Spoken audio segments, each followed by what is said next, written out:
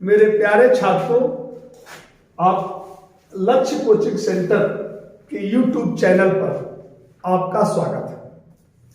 आज हम लोग प्राचीन भारत में धार्मिक आंदोलन चैप्टर पर डिस्कशन करेंगे। तो जैसा कि आप लोग को पता है कि 6ठी शताब्दी ईसा पूर्व का काल मध्य भारत और आधुनिक भारत के लिए धार्मिक आंदोलन या धार्मिक क्रांति का काल कहा जाता है, क्योंकि इस समय मध्य भारत और उत्तर भारत में अनगिनत धार्मिक संप्रदायों का उदय मिलता है। इस समय भारत में अनगिनत धार्मिक संप्रदायों का विकास हुआ। बौद्ध ग्रंथ में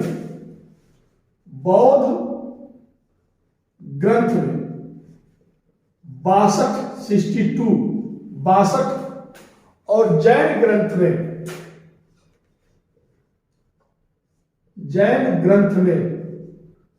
368 धार्मिक संप्रदायों का उल्लेख मिलता है। तो देख रहे हैं कि इस समय अनगिनत धार्मिक संप्रदायों का उदय हुआ, इसीलिए इस काल को धार्मिक क्रांति या धार्मिक आंदोलन का काल कहा जाता है। और यह काल केवल धार्मिक आंदोलन का ही काल नहीं कहा जाता है, बल्कि 6ठी शताब्दी ईसा पूर्व को द्वितीय नगरीय क्रांति का काल भी कहा जाता है। द्वितीय नगरीय क्रांति का काल भी कहा जाता है, साथ ही इसको आर्थिक क्रांति का काल भी कहा जाता है। आर्थिक क्रांति का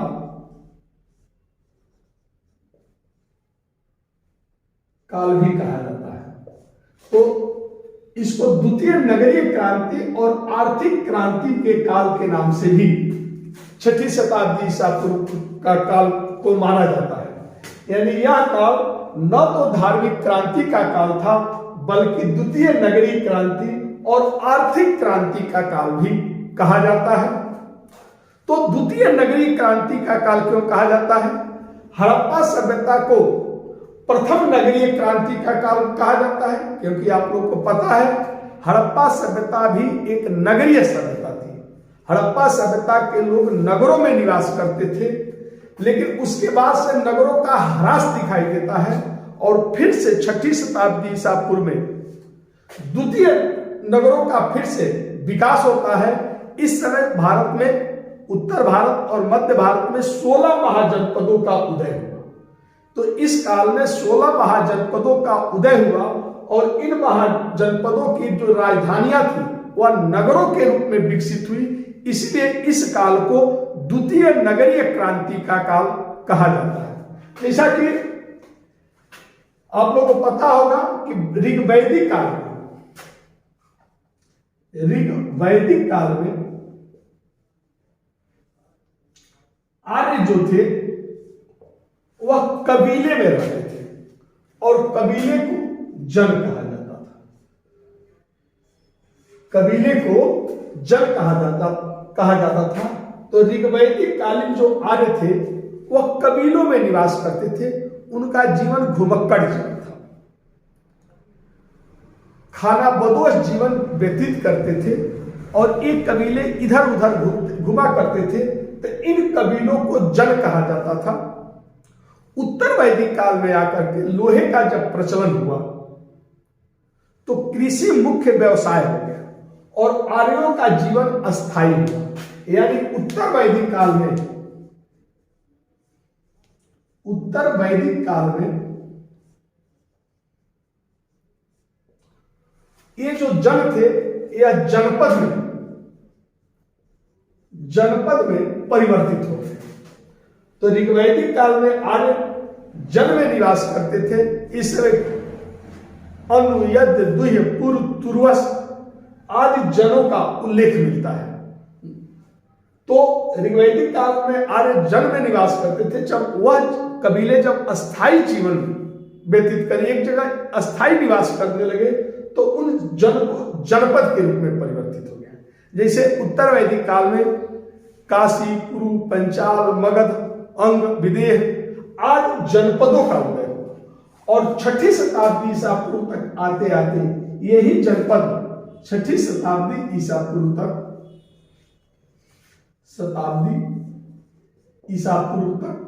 यही जनपद जो थे वह महाजनपद में परिवर्तित हो गया। इस समय 16 महाजनपदों का उल्लेख मिलता है। इस समय 16 महाजनपदों का उल्लेख मिलता है, जिनके बारे में जानकारी बौद्ध ग्रंथ अंगुत्तर निकाय और जैन ग्रंथ भगवती सूत्र से होता है। तो धीरे धीरे जो महाजनपदों का परिवर्तन हुआ, विकास हुआ, यानी इसी काल को द्वितीय नगरीय क्रांति का काल कहा जाता है। और इसी समय के काल को आर्थिक क्रांति का काल भी कहा जाता है, क्योंकि जब लोहे का प्रचलन हुआ तो एक तरफ जहां लोहे के अस्त्र शस्त्र बने, वहीं दूसरी तरफ कृषि के औजार भी बनाए गए, जिससे खेती करना आसान हो गया। यानी इस समय अनाज प्रभुत मात्रा में उत्पादन होने लगा। किसान अपनी आवश्यकता से अधिक अनाजों का उत्पादन करने लगा। जब उस अनाज का सरप्लस बचा तो वह उसको व्यापार करने लगा। यानी धीरे धीरे व्यापार वाणिज्य का विकास हुआ। जब व्यापार का विकास हुआ तो व्यापारियों के अलग अलग संगठन बने, यानी इसी समय श्रेणियों का विकास हुआ। व्यापारियों के संगठन को श्रेणी कहा जाता, और श्रेणियों के जो नियम होते थे उसको श्रेणी धर्म कहा जाता था। तो इसी समय श्रेणियों का विकास हुआ। इसी समय भारत में सिक्कों का प्रचलन हुआ। हालांकि इस समय के सिक्के को पंचमार्क या आहत सिक्का कहा जाता था। इन सिक्कों पर कोई लेख उत्कीर्ण नहीं होता था, बल्कि इन सिक्कों पर त्रिभुज का, त्रिकोणमिति के विभिन्न चिन्हों का, चंद्र का, पर्वतों का चित्र को ठप्पा मारा जाता था। ऐसे सिक्के को आहत या पंचमार्क सिक्का कहा जाता था। और इन सब का परिणाम हुआ यह काल आर्थिक क्रांति का भी काल है। और साथ ही भारत में विभिन्न मतांतरों का विकास हुआ, अनगिनत धार्मिक संप्रदायों का विकास हुआ। इसलिए इस काल को धार्मिक आंदोलन या धार्मिक क्रांति का भी काल कहा जाता है। यानी इस समय तक लोहे के प्रचलन ने एक तरह से वैदिक धर्म को अप्रासंगिक बना दिया। वैदिक धर्म में जातीय प्रथा थी। वैदिक धर्म जो था वह हिंसा पर आधारित धर्म था। पशुओं की बलि चढ़ाई जाती थी और जातीय व्यवस्था थी। इन सबका परिणाम हुआ कि धीरे धीरे जब लोहे के प्रचलन ने ये पुरानी व्यवस्थाओं को अप्रासंगिक बना दिया। और कहा जाता है कि जब धर्म समय के अनुकूल नहीं हो पाता है तो लोग धर्म को ही तिलांजलि दे देते हैं। तो वैदिक धर्म ये नवीन परिस्थिति में अनुकूल नहीं था और इस समय तमाम मतांतरों का उदय हुआ। इसलिए इस काल को धार्मिक क्रांति का काल कहा जाता है। बौद्ध ग्रंथ में 62 और जैन धर्म में ग्रंथ में 368 धार्मिक संप्रदायों का उल्लेख मिलता है। और यह काल केवल भारत में ही धार्मिक क्रांति का काल नहीं था, बल्कि इस समय विश्व के गगन मंडल में कुछ ऐसी बातें थी कि पूरे विश्व में जो प्राचीन सड़ी गली मान्यताएं थी, सड़ी गली जो मूल्य थे, उनका विरोध किया जा रहा था। नवीन मान्यता, नवीन मूल्यों की स्थापना पर बल दिया जा रहा था। यानी पूरे विश्व में एक बौद्धिक उथल पुथल मची थी। इसी समय चीन में जरथुस्त्रु, ईरान में कन्फ्यूशियस, ईरान में जरथुस्त्रु, यूनान में पाइथागोरस जैसे विचारक हुए जो अपने यहाँ के प्राचीन सड़ी गली मान्यता मूल्यों का विरोध कर रहे थे, नवीन मान्यता, नवीन मूल्यों के स्थापना पर बल दे रहे थे। इसी समय भारत में भी एक बौद्धिक उथल पुथल मची थी और अनेक धार्मिक संप्रदायों का उदय हुआ, जिनमें बौद्ध धर्म, जैन धर्म, आजीवक संप्रदाय आदि प्रमुख था। जिसमें बौद्ध धर्म, जैन धर्म, आजीवक संप्रदाय,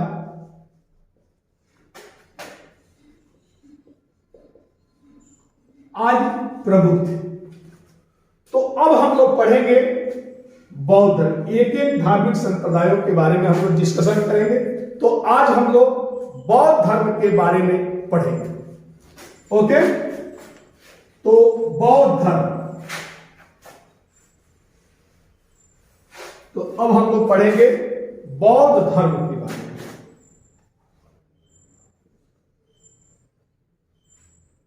बौद्ध धर्म, तो बौद्ध धर्म के संस्थापक गौतम बुद्ध थे। बौद्ध धर्म के संस्थापक कौन थे? गौतम बुद्ध थे। बौद्ध धर्म के संस्थापक गौतम बुद्ध थे, जिनके बचपन का नाम सिद्धार्थ था। गौतम बुद्ध के बचपन का नाम सिद्धार्थ था। तो बौद्ध धर्म के संस्थापक गौतम बुद्ध थे, जिनके बचपन का नाम सिद्धार्थ था। सिद्धार्थ का शाब्दिक अर्थ होता है सिद्ध है अर्थ जिसका, यानी जिस बच्चे को जन्म लेने का कारण पहले से ही क्लियर हो, सिद्ध हो, निर्धारित हो, उस बच्चे का नाम रखा गया था सिद्धार्थ। तो इनके बचपन का नाम सिद्धार्थ था। इनके पिता जो थे, सिद्धार्थ के पिता जो थे वह शुद्धोधन थे। शुद्धोधन, शुद्धोधन थे, यानी शुद्धता ही जिसका धन है, पवित्रता ही जिसका धन है, उसी के यहां सिद्धार्थ जैसा बच्चा जन्म ले सकता है। तो गौतम बुद्ध के पिता जो थे वह शुद्धोधन थे, जो कपिल वस्तु के, जो कपिल वस्तु के, कपिल वस्तु के शाक्य, जो कपिल वस्तु के शाक्य गणराज्य,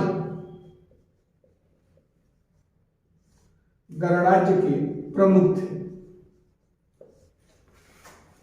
तो इनके पिता जो थे शुद्धोधन कपिल वस्तु के शाक्य गणराज्य के प्रमुख थे। यानी उस समय भारत में दो प्रकार की शासन व्यवस्थाएं प्रचलित थी, एक था राजतंत्र, दूसरा था गणतंत्र। तो सिद्धार्थ के पिता जो थे वह शाक्य गणराज्य के प्रमुख थे, यानी ये भी एक प्रकार से राजा के लड़के थे। इनकी माता जो थी, सिद्धार्थ की माता का नाम था, माता जो थी महामाया, महामाया या माया देवी थी। इनकी माता जो थी वह महामाया या माया देवी थी, जो कोलीय गणराज्य, कोली शाक्य गणराज्य के ही पड़ोसी राज्य था, जो कोलीय गणराज्य के प्रमुख की लड़की थी। तो माता जो थी महामाया या माया देवी थी, जो कोलीय गणराज्य के प्रमुख की बेटी थी। इनका जन्म, सिद्धार्थ का जन्म जो है 563 ईसा पूर्व में, ईसा पूर्व में नेपाल की तराई में स्थित, नेपाल की तराई में स्थित लुम्बिनी वन में हुआ था। तो इनका जन्म जो है 563 ईसा पूर्व में लुम्बिनी वन में हुआ था। हालांकि आप लोग सोच रहे होंगे कि जब एक राजा के लड़के थे, गणराज्य के प्रमुख के लड़के थे, तो जन्म इनका लुम्बिनी वन में क्यों? तो कहा जाता है कि जब इनका गर्भ का समय पूरा हुआ तो माता महामाया जो थी वह अपने मायके जा रही थी, कोलीय गणराज्य जा रही थी। लेकिन रास्ते में ही प्रसव पीड़ा हुआ और लुम्बिनी वन में ही सिद्धार्थ का जन्म हो गया। तो 563 ईसा पूर्व में इनका जन्म हुआ लुम्बिनी वन में। जब सिद्धार्थ का जन्म हुआ तो महामाया वापस अपने पति के घर चली गई, यानी साके गणराज्य आ गए। कहा जाता है कि जन्म के समय 2 भविष्यवाणी हुई थी कि यह बालक या तो चक्रवर्ती सम्राट बनेगा या महान सन्यासी बनेगा। पहला कालदेव नाम के ज्योतिष ने भविष्यवाणी किया था कि यह बालक या तो चक्रवर्ती सम्राट बनेगा या महान सन्यासी। और फिर कौंडिन्य नाम के ज्योतिषाचार्य ने, ये 2 ज्योतिषाचार्य थे,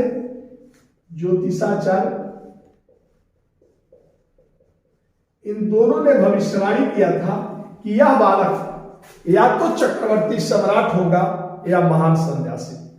तो कहा जाता है कि जब सिद्धार्थ गर्भ में थे उसी समय माता महामाया ने एक स्वप्न देखा कि वो मानसरोवर झील में स्नान कर रही है और एक सफेद हाथी अब जो अपने सूंड में कमल का फूल लिए हुए है इन्हें पकड़ा रहा। जब यह स्वप्न देखी तो सुबह उठी और अपने पति शुद्धोधन को इस स्वप्न के बारे में बताई। इस स्वप्न पर विचार करने के लिए शुद्धोधन ने कालदेव नाम के ज्योतिषाचार्य को बुलाया था और कालदेव ने उस स्वप्न के आधार पर भविष्यवाणी किया था कि जो बालक जन्म लेगा वह अद्भुत बालक होगा, या तो चक्रवर्ती सम्राट बनेगा या महान सन्यासी बनेगा।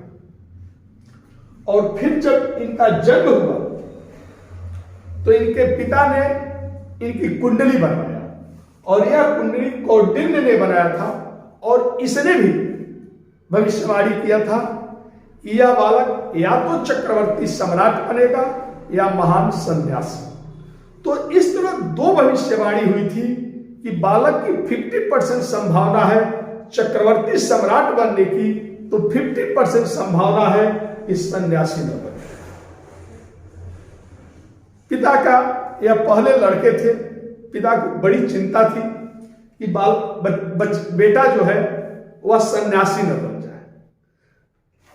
और इधर अभी बच्चे के जन्म की खुशी मनाई ही जा रही थी। उसी बीच 7वें दिन, इनके जन्म के 7वें दिन माता महामाया की डेथ हो गई। माता महामाया की जन्म के 7वें दिन महामाया की मृत्यु हो गई।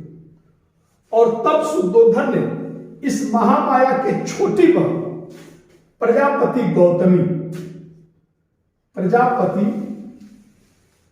गौतमी से विवाह कर दिया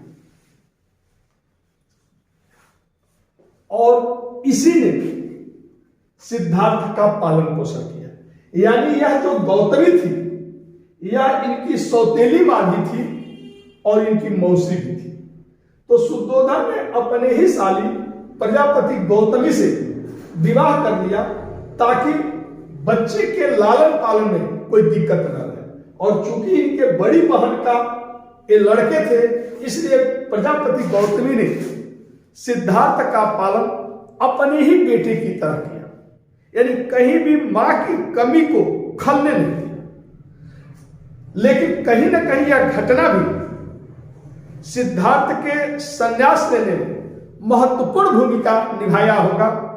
भले ही प्रजापति गौतमी ने मां की कमी को खलने नहीं दिया होगा, लेकिन फिर भी जन्म के समय ही इस बच्चे से मां का जो ममता का आंचल था वह छिन गया और कहीं ना कहीं संन्यास लेने में इस घटना का भी योगदान रहा होगा।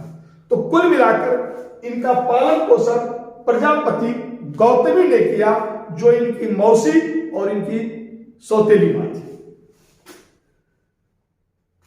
राजकुमारों के अनुरूप इनकी शिक्षा दीक्षा हुई और सिद्धार्थ जो थे बचपन से ही बड़े कुशाग्र बुद्धि के थे, शीघ्र ही सभी विद्याओं में ये निपुण हो गए।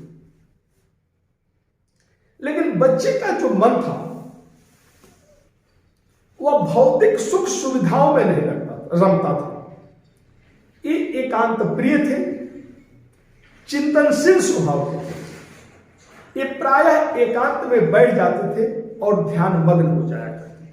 यानी कहीं ना कहीं बच्चे में संन्यास का लक्षण बचपन से ही दिखाई देने लगा। पिता को यह देखकर चिंताएं बढ़ती जा रही थी कि कहीं बच्चा सन्यासी न बन जाए, लिहाजा इनको सुख सुविधाओं का पूरा ढेर उड़ेल दिया, हर सुख सुविधाओं की व्यवस्था किया। उनका पूरा प्रयत्न था कि जिंदगी में कष्ट भी होता है यह बच्चे को पता ही नहीं चले, क्योंकि जो भी लोग संन्यास लेते हैं, वैराग्य होते हैं, कहीं ना कहीं किसी कष्ट से दुखित होकर के वह घर का त्याग करते हैं। तो इनका पूरा प्रयत्न था शुद्धोधन का कि इस बच्चे को यह पता ही न चले कि जीवन में कुछ दुख भी होता है। लिहाजा जो कपिल वस्तु के जो बुजुर्ग थे, बीमार लोग थे, अपंग लोग थे, अकिंचन गरीब लोग थे, इन सभी को एक पहाड़ी उस पार एक दूसरा कपिल वस्तु बसाया और वहां पर ले जाकर के स्थापित कर दिया, ताकि जो राजधानी कपिल वस्तु में रहे वह सभी लोग स्वस्थ रहे, प्रसन्नचित्त रहे।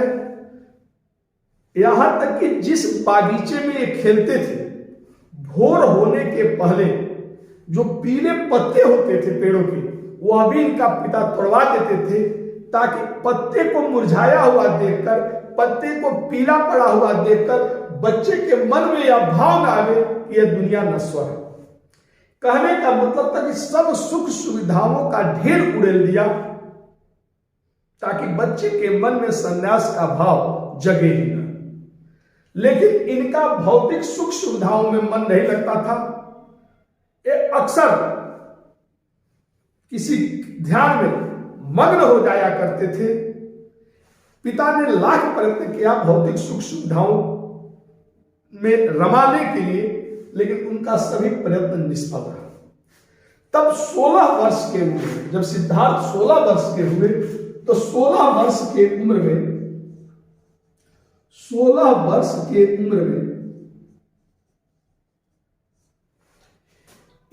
यशोधरा नाम की कन्या से इनका विवाह कर दिया। यानी सिद्धार्थ का विवाह 16 वर्ष की अल्पायु में यशोधरा से हुआ, जिसका बौद्ध ग्रंथ में अन्य नाम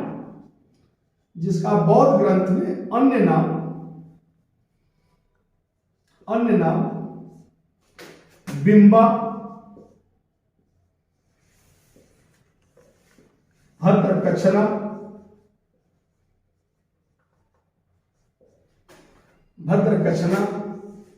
गोपा आदि मिलता है। तो 16 वर्ष के उम्र में सिद्धार्थ का विवाह यशोधरा से हो गया, जिसका अन्य नाम बिंबा, भद्रकच्छना, गोपा आदि मिलता है। लेकिन पत्नी भी इनको भौतिक सुख सुविधाओं में रमा पाने में क्या रही? विफल रही। यानी अभी भी इनका ध्यान अक्सर किसी विचारों में खोया रहता था। धीरे धीरे उम्र बढ़ती गई और जब सिद्धार्थ 28 वर्ष के हुए तो कहा जाता है कि इनके महल के सामने एक पीपल का पेड़ था और उसी के नीचे अक्सर ध्यानमग्न हो जाया करते थे। उसी पेड़ के नीचे एक ध्यान की अवस्था में बैठे थे। तब तक दासियां दौड़ते हुए आई और कहीं बधाई हो युवराज को, आपको पुत्र रत्न हुआ की प्राप्ति हुआ है। यानी बेटे के जन्म का शुभ समाचार इनको सुनाया गया। लेकिन यह पिता बेटे के जन्म का शुभ समाचार सुनकर खुश नहीं हुआ। कहा राहु आ गया। राहु यानी बंधन आ गया, जो मुझे अपने मोह पास में बांधने का प्रयास करेगा। जो मुझे संन्यास लेने में रोकने का काम करेगा। तो बेटे के जन्म को यह खुशी का नहीं माना, बल्कि कहे कि राहु आ गया, बंधन आ गया। तो दासियों को लगा कि इस बेटे का नाम वो राहुल रख रहा है, और इस तरह इस बच्चे का नाम राहुल पड़ गया। यानी इन्हें 28 वर्ष के उम्र में, 28 ईयर में, 28 वर्ष के उम्र में इन्हें राहुल नामक पुत्र पैदा हुआ। लेकिन बेटे की किलकारी भी इस पिता को अपने मोह पास में बांध पाने में असमर्थ रहा। ये अभी भी पता नहीं किन समस्याओं को लेकर अक्सर परेशान रहा करते थे। अब जब पिता इनकी यह स्थिति देखते थे तो उनकी चिंताएं भी बढ़ती जा रही थी। एक दिन एक अपने पिता के पास गए और कहे, पिताजी मैं बिहार यात्रा पर घूमने जाना चाहता हूं। पहले जब कोई पिकनिक मनाने के लिए, जब कहीं घूमने, मनोरंजन के लिए घूमने के लिए कोई जाता था तो उसको बिहार यात्रा कहा जाता था। तो पिताजी से कहे कि मैं पिताजी बिहार यात्रा पर घूमने जाना चाहता हूं।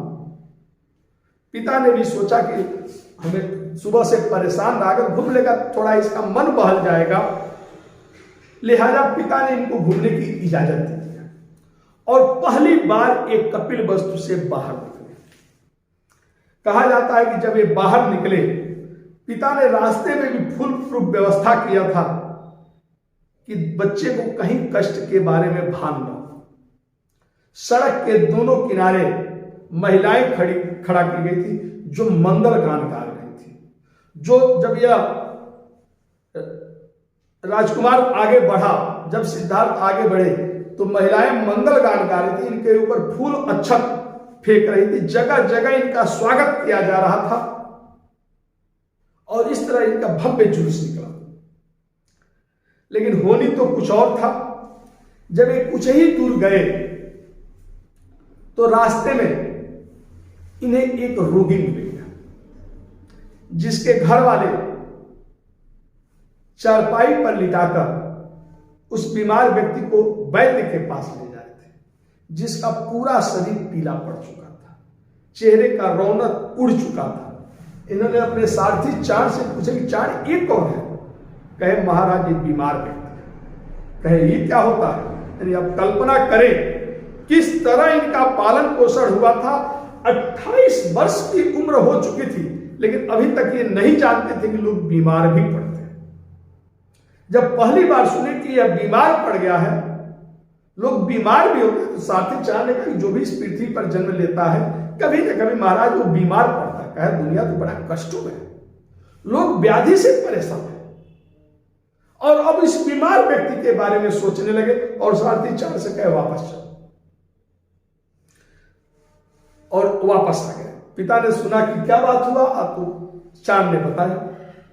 फिर अब इनको बाहर की दुनिया देखने की इच्छा बढ़ गई। पिताजी से फिर कुछ दिन बाद कहे, पिताजी मैं पुनः घूमने जाना चाहता हूं। पिताजी ने फिर फुल प्रूफ व्यवस्था किया, फिर आगे निकले। दूसरी बार जब ये जा रहे थे, इसी तरह भव्य इनकी सवारी निकला, लेकिन इस बार होनी का तो कुछ और था। दूसरी बार गए तो इनको रास्ते में वृद्ध व्यक्ति मिला, जिसका शरीर पूरी तरह झुक चुका था, 90 डिग्री पर झुक चुका था, जो लाठियों से टेकते हुए जा रहा था, चेहरे पर झुर्रियां पड़ी हुई थी। ऐसे व्यक्ति को जब सिद्धार्थ ने पहली बार देखा तो चार से पूछे कि ये कौन है? कहे महाराज ये वृद्ध है। अतः ये क्या होता है? अतः जो भी इस दुनिया में आया है, कभी बच्चा रहता है, कभी जुआ होता है, फिर वृद्ध होता है। कहे लोग तो बड़े कष्ट में हैं, लोग बुढ़ापे से परेशान हैं, और फिर वापस आए। इसी तरह तीसरी बार जब निकले, इन्हें रास्ते में मृतक डेड बॉडी दिखाई दिया, जिसको घर वाले अंतिम संस्कार के लिए ले जा रहे थे, राम राम सत्य करते हुए। सारथी चार से पूछे ये कौन है? कहे महाराज ये मर गया। कहे ये क्या होता है? तो इसने बताया कि जो भी इस दुनिया में आया है वह किसी न किसी दिन मृत्यु को वर्ण करता है। यानी आप कल्पना करें, जिसकी अपनी सगी महामाया डेथ कर चुकी हो, वह नहीं जानता था कि लोग दुनिया में मरते भी। पहली बार जब इन्होंने मृत्यु के बारे में सुना तो कहे दुनिया तो कष्टों के ढेर में है, कोई बुढ़ापे से परेशान है, कोई रोग से परेशान है, कोई मृत्यु से परेशान। जब चौथी बार निकले तो प्रसन्न चित्त सन्यासी मिला, जो अपने ही में मग्न था और जागा।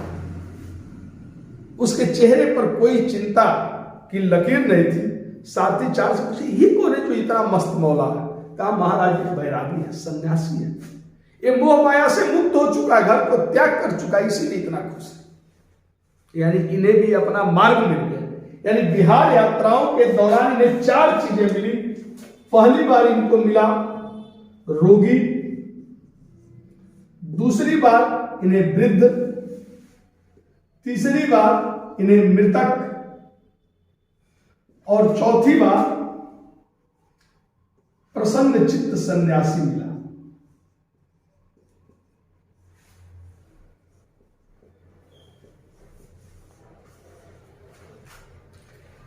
तो ये जो 4 घटनाएं जब देखे, तो इन 4 घटनाओं ने इन्हें भी, इनके दिमाग पर काफी असर डाला और इन्हें भी को लग गया कि यह संसार में केवल कष्ट ही कष्ट है। कोई रोग से परेशान है, कोई बुढ़ापे से परेशान है, कोई मृत्यु से परेशान है।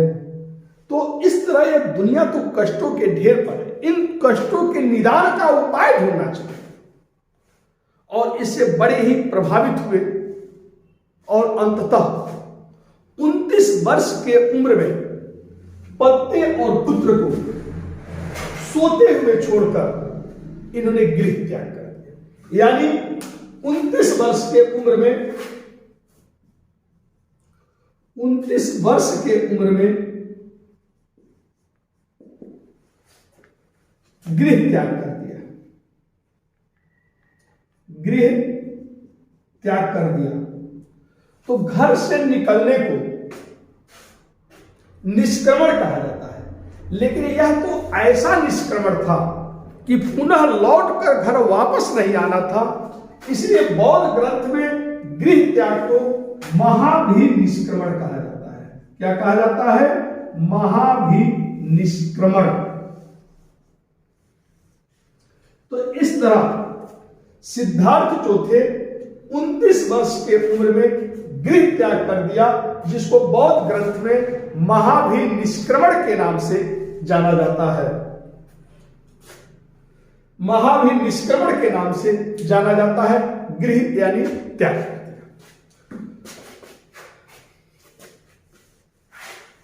तो इस तरह गौतम बुद्ध जो थे वह 4 घटनाओं को देखकर संन्यास लेने का निर्णय लिया और 29 वर्ष के उम्र में गृह त्याग कर दिया।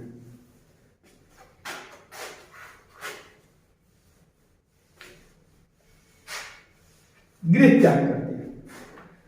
घर से निकलने के बाद ये बाराकर पहाड़ी पर पहुंचे। कहां? बाराकर पहाड़ी पर। बाराकर पहाड़ी पर पहुंचे और यहीं पर अनोमा नदी के किनारे, अनोमा नदी के किनारे इन्हें राजकीय वस्त्र का परित्याग कर दिया और साधुओं का भेष धारण कर दिया और अपने सारथी चाण को वापस भेज दिया। हालांकि चाण वापस आना नहीं चाहता था, लेकिन इन्होंने जबरदस्ती चाण को वापस कर दिया। कहा जाता है इनका जो घोड़ा था कंठक, वह इनके वियोग को सहन नहीं कर पाया और जब वो कपिलवस्तु पहुंचा, राजधानी पहुंचा, तो उन्होंने खाना पीना त्याग दिया और 7वें दिन उस घोड़े का डेथ हो गया। यानी वह भी सिद्धार्थ से इतना प्रेम करता था। कुल मिलाकर सिद्धार्थ ने गृह त्याग कर दिया और अब यहां से सिद्धार्थ चल दिए राजगृह। यहां से कहां चले? राजगृह। राजगृह चले। राजगृह इस समय मगध की राजधानी थी और यहां का शासक था बिंबिसार। बिंबिसार यहां का राजा था। तो सिद्धार्थ जो थे बनाकर पहाड़ी से राजगृह चल दिए। कहा जाता है कि जब बिंबिसार सुना कि शाक्यों का राजकुमार ज्ञान की खोज में निकला है, कष्टों का निदान ढूंढने निकला है, इसके लिए उसने सब कुछ परित्याग कर दिया है, तो इस अद्भुत राजकुमार से मिलने के लिए बिंबिसार भी ढेर सारा उपहार लेकर इनके पास आया और उसने इन उपहारों को देना चाहा। लेकिन सिद्धार्थ को अगर उपहार ही लेना होता तो गृह क्यों त्यागते?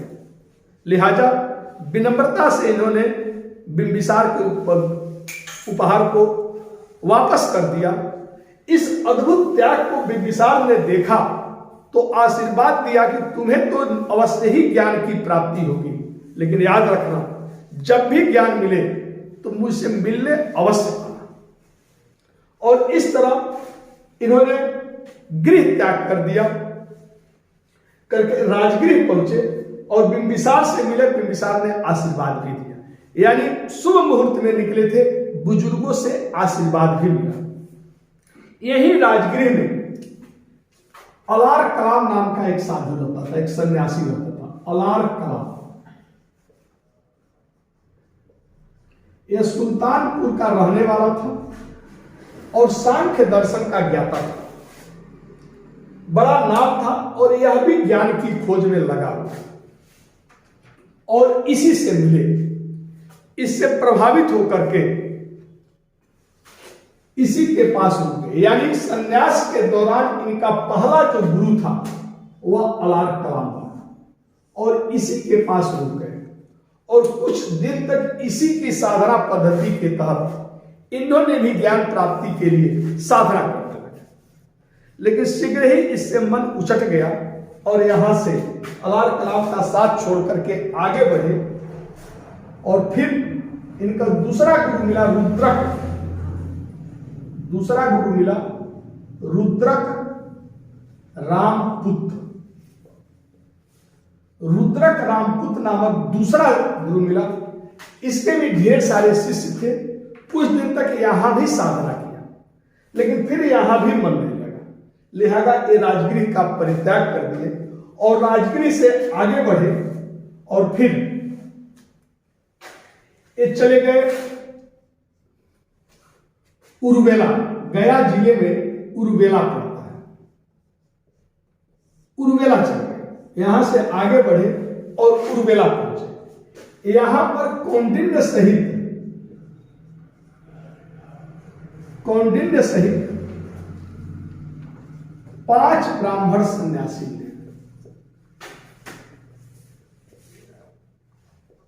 5 ब्राह्मण सन्यासी और इसी के साथ इन्होंने कठोर साधना करना शुरू कर दिया।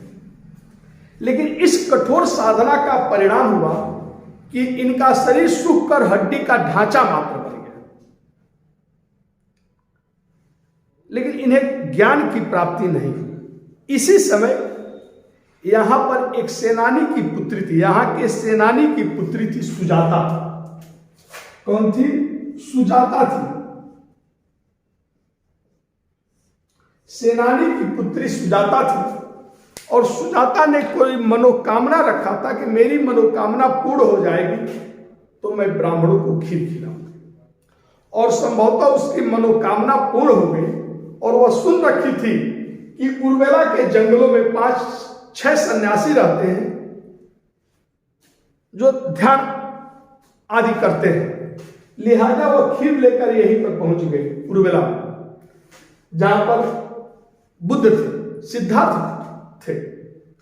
ये 5 ब्राह्मण सन्यासी तो साधना में लीन थे, तो उसने सिद्धार्थ को देखा और सिद्धार्थ से खीर खाने का आग्रह किया।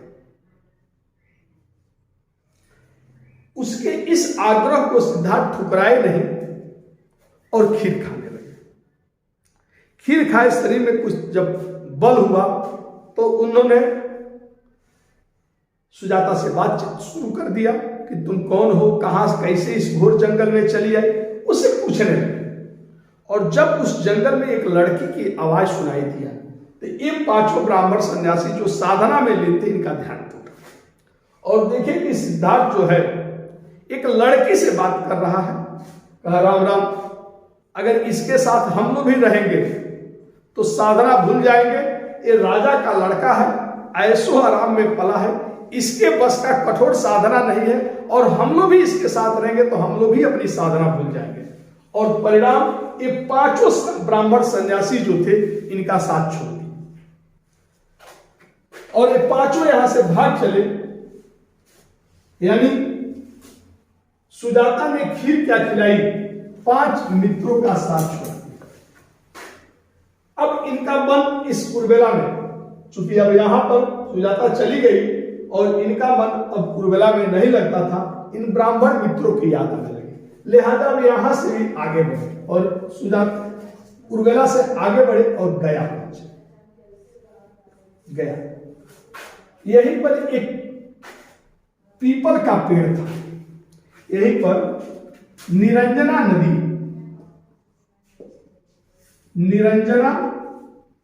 नदी के किनारे एक पीपल का पेड़ था। उसी के पीपल के पेड़ के नीचे अखंड साधना लगा दी। कहा जाता है कि 7 दिन 7 रात ये अखंड साधना में लीन रहे। 8वें दिन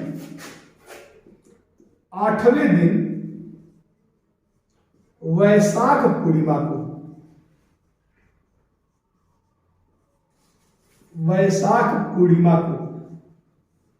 इन्हें बोध की प्राप्ति हुई, यानी बोध यानी ज्ञान की प्राप्ति हुई।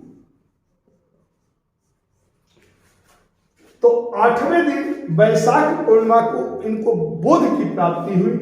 इसी के बाद इनका नाम गौतम बुद्ध पड़ गया। इसी के बाद इनका नाम गौतम बुद्ध पड़ गया और जगह का नाम बोध गया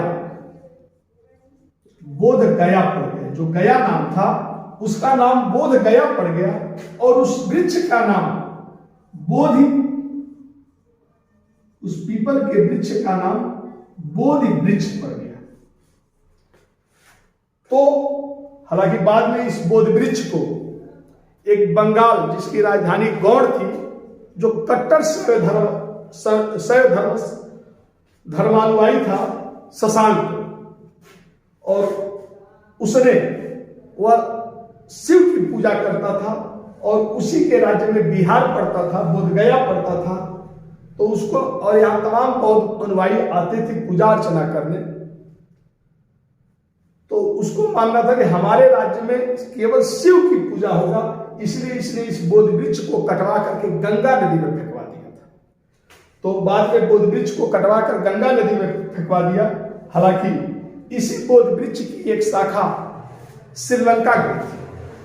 अशोक का पुत्र महेंद्र ने जब श्रीलंका में बौद्ध धर्म का प्रचार किया और वहां बौद्ध धर्म राजकीय धर्म बन गया, तो इसी की एक शाखा वहां लगाई गई थी।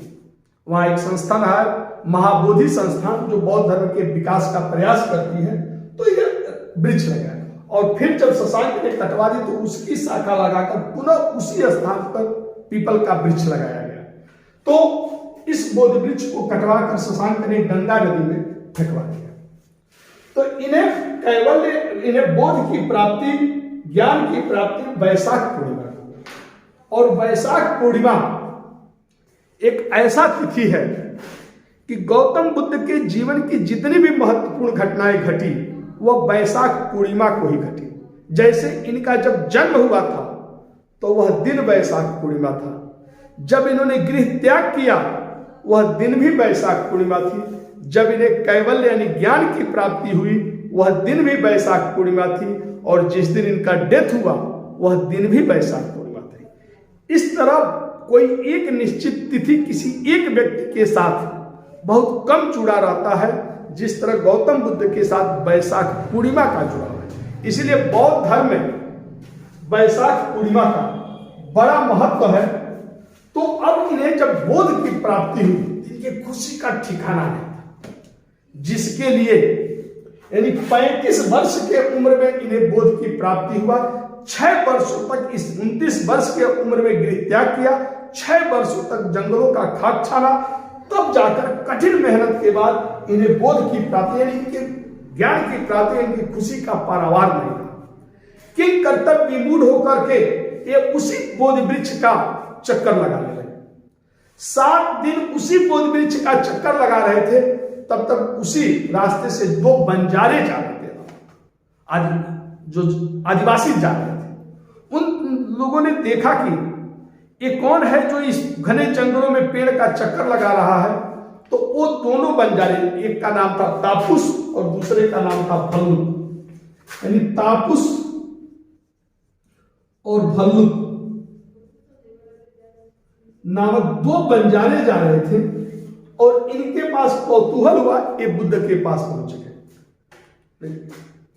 तो ये तापुस और भल्लुक नाम के 2 बंजारे जा रहे थे, एक का नाम था तापुस और दूसरे का नाम था भल्लुक। ये दोनों बंजारे को कौतूहल हुआ और एक बुद्ध के पास पहुंचे और पहली बार ज्ञान इन्होंने इसी तापुस और भल्लुक को दिया। यह बौद्ध धर्म के साथ बड़ी महत्वपूर्ण घटना है कि बुद्ध ने अपना पहला ज्ञान एक बंजारे को दिया, आदिवासी को दिया।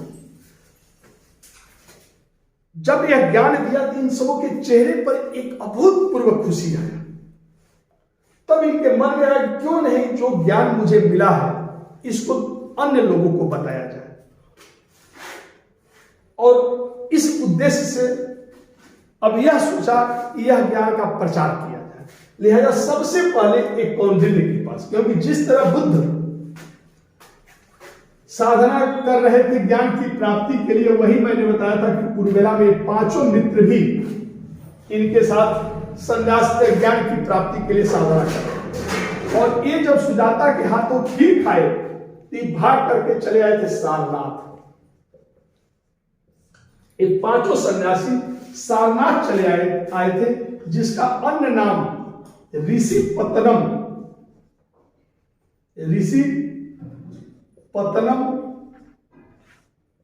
या मृगदाव भी था, मृगदाव भी होता है। तो इस सारनाथ चले आए थे। अब बुद्ध बोधगया से पहले पहुंचे सारनाथ, और यहीं पर इन्होंने अपना पहला उपदेश इन्हीं कौंडिन्य और 5 ब्राह्मणों को दिया।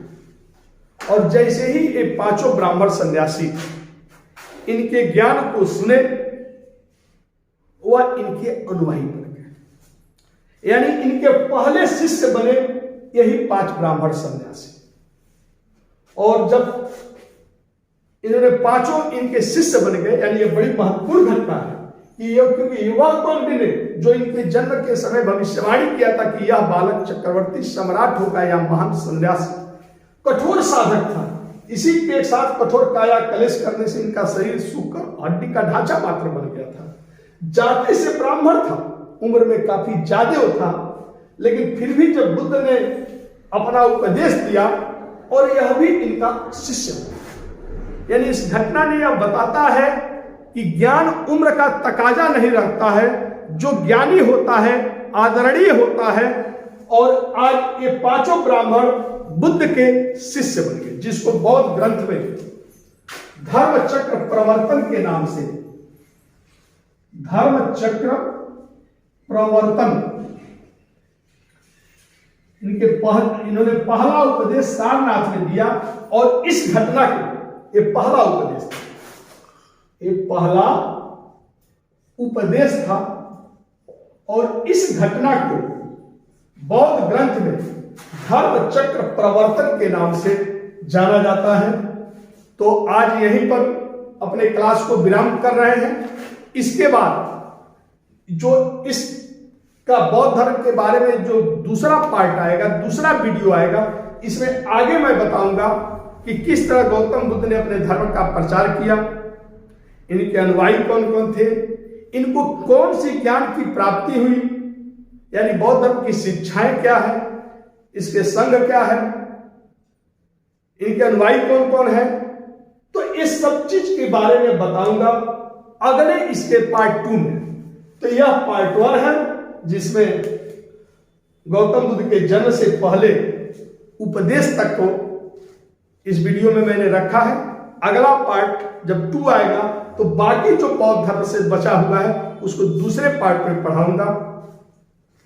और वीडियो कैसा लगा अपना कमेंट में विचार अवश्य दीजिएगा, ताकि अगर कहीं कमी हुई हो तो हम अगले वीडियो में उसको सुधार करेंगे। और अगर वीडियो अच्छा लगा होगा तो वीडियो का सब्सक्राइब जरूर करेंगे, बेल आइकन को जरूर दबाएंगे, ताकि अगला जो मेरा वीडियो आवे उसका नोटिफिकेशन आप लोग को मिल जाए। और साथ में इसका लिंक को आप अपने मित्रों को भी जरूर शेयर करेंगे, क्योंकि वो भी इस वीडियो से लाभान्वित हो सके। ठीक, तो आप लोगों से यह है कि आप लोग वीडियो को अधिक से अधिक मात्रा में शेयर करने का प्रयास करेंगे। धन्यवाद। जय हिंद।